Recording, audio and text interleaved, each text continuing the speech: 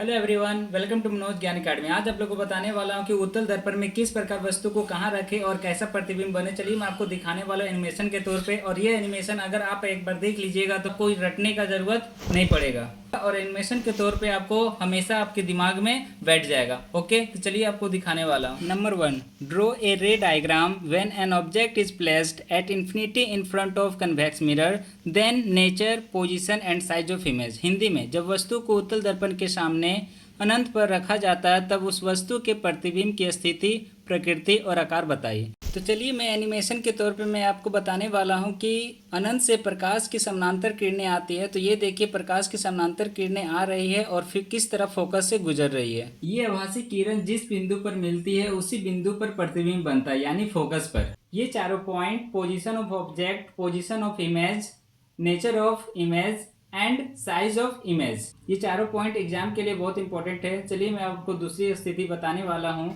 जब वस्तु को उत्तल दर्पण के सामने ध्रुव और अनंत के बीच रखा जाता है तब उस वस्तु के प्रतिबिंब की स्थिति, प्रकृति और आकार बताइए। तो चलिए मैं आपको बताने वाला हूँ।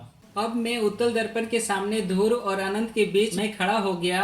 अब मैं दो किरण को ले जाऊंगा। तो एक किरण को मुख्य अक्ष के समानांतर में ले जा रहा हूँ। तो ये देखिए, किरण जा रही है और ये फोकस से गुजर गई। ओके, अब मैं दूसरी किरण को दर्पण के ध्रुव से मैं ले जाऊंगा। तो ये देखिए, ध्रुव से ये जा रही है और बराबर कोण बनाते हुए परिवर्तित हो जाएगी। तो ये दर्पण के पीछे जो आभासी किरण जिस बिंदु पर मिल रही है उसी बिंदु पर मेरा प्रतिबिंब देखिए बन गया।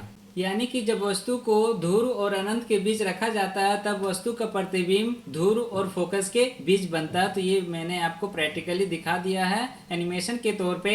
ये चारों point, position of object, position of image, nature of image and size of image, ये चारों पॉइंट एग्जाम के लिए बहुत इंपॉर्टेंट है। इसे नोट डाउन कर लीजिए, और इस प्रकार साइंस को प्रैक्टिकली समझना चाहते हैं तो प्लीज मेरे चैनल को सपोर्ट कीजिए और शेयर कीजिए। Thank you.